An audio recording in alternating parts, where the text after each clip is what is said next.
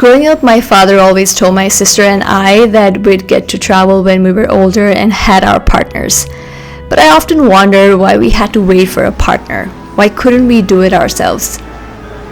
I went to Portugal earlier this year all by myself, and there I met with my inner child again. She came alive every time something beautiful or new caught her eye. She was constantly there with me and was so elated to be in this new place that looked absolutely different from everywhere she had ever been. She was just overjoyed to walk around this new city where she didn't know the roads too well or much of Portuguese or a single soul. You know, like this looks like a lot of rings set. Castles and trees all around with creeping leaves But it was her utter curiosity that drove her to explore everything, and I did. I listened to her and took her to all the places I thought she'd like. Palaces, castles, parks, trails. What a joy it was to see her all giddy with wonder of the world. This trip was much more than just a European vacation for me. It was a realization of a dream that my childhood self once saw through her eyes as she peered into those big, bulky books about different countries and continents. She dreamt of what it would be like to be somewhere else, and there she was, just living in one of her wildest fantasies.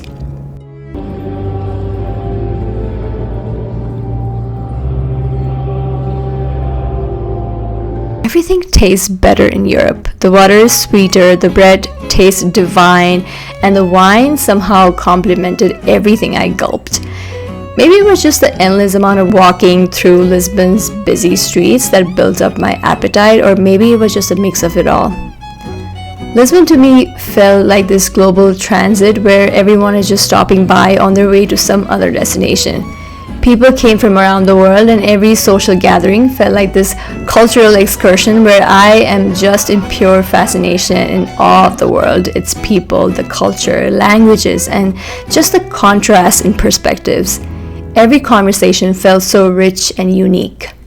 I especially love it when people passionately express about their language, history, and what makes them special or something that they dislike. An open mind and curiosity goes a long way to create bonds between people from the other side of the world who have grown up living completely different lives. Something about knowing that differences exist between us all, yet being able to vibe over that one ABBA song that plays in a club at 2 a.m. on Pink Street in Lisbon was my dream come true. Of everything, solo traveling reveals a lot about yourself. I've grown up reserved, quiet, as an awkward kid, and that was my whole identity because the world constantly reminded me of it and tried to put me into this one box. But I've always been the black sheep, constantly doing things out of character, even for myself. But I've learned I'm full of ironies, and I have layers like many people, I'm sure. Layers I'm still uncovering each year of my life. So while the reserved personality side of myself actively avoids the burden of socializing, the other part of me enjoys talking to people, debating over topics we care about, asking questions about the perception of certain things, and learning words in their language, dancing with complete strangers in the middle of the night, or complimenting everyone open-heartedly. I've always aspired to live a meaningful life, one that's out of the ordinary, and travel is a huge part of it all because every day you run into a new adventure. I mean, how else are you going to go to a restaurant, all to have a meal by yourself, and the next thing you know, you're sharing bread and talking about the political climate in the US with someone you have known for literally 30 seconds. I'm a bit reckless when I'm traveling, not in a bad way, but in the ways I'm more open and trusting of people. It makes me believe in the goodness of people again because 95% of people have good intentions. It's a good reminder because when I'm just living wrapped up in my day-to-day routine, I tend to get more skeptical of everyone and everything. The news eats my joy, and the world feels like this dark, dull dungeon full of nothing but misery. Something about traveling and the way it adds up to your courage, like a drink you order at the bar that gives you enough boost to loosen up and take chances on things you never would have done sober. So when I ran out of things to do in Lisbon, I spontaneously bought a bus ticket to Spain, not thinking that the consequences or the rusty Spanish I had forgotten. I badly spoke Spanish and forgot every word I ever knew. I took a flamenco class in Seville, where the instructor predominantly spoke French and Spanish. I ate so much of good paella, and every time I'd look around, I found I was the only brown girl that ever existed at every square foot of the city.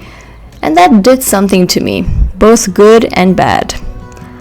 And although all of this sounds dreamy and traveling alone can seem to be this romantic thing you do where you're wandering off the artistic streets looking all preppy and perhaps feeling like this main character of a romantic comedy, it can also just be lonely.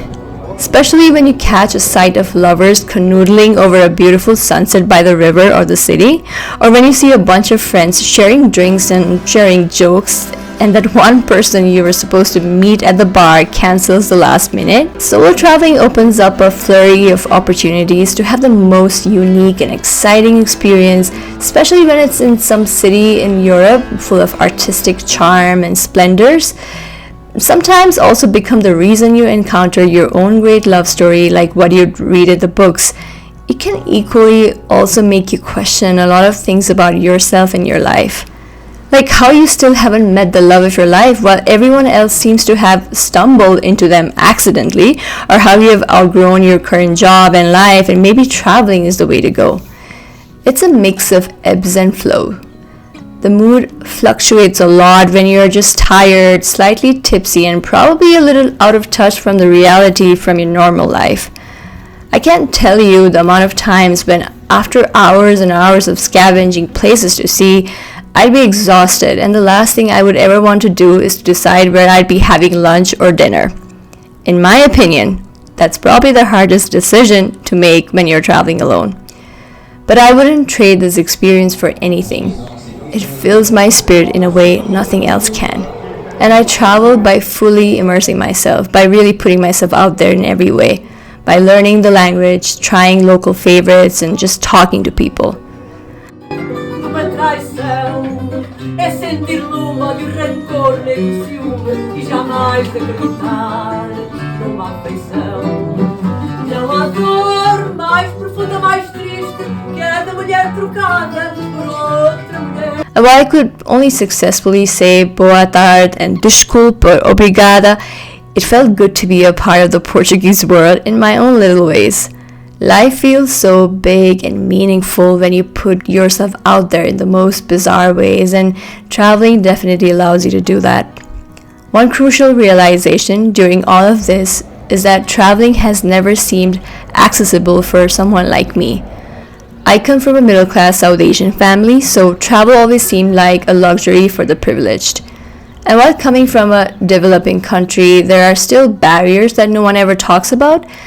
The amount of time and money I spent securing a visa to get to Portugal felt absurd, like a system set up to discourage those from weaker economies.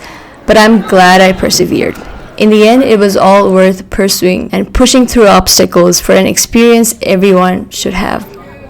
So, returning to my childhood when my father said I'd be able to travel once I had a husband, I somehow found myself years later in this European country, all by myself, without a husband or a man in far sight, making new friends, dancing with strangers at midnight, singing songs I barely knew, speaking language I was never even remotely familiar with, and truly enjoying every second of my time there. What an experience. The little girl in me was so proud and happy to be there.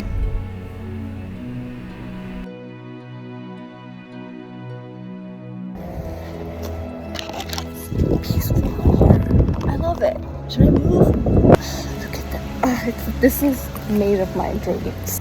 Damn, I have a good time every time I'm myself, and I feel so proud because I'm looking at the little girl who always wanted to explore, and here I am doing what she wanted to do.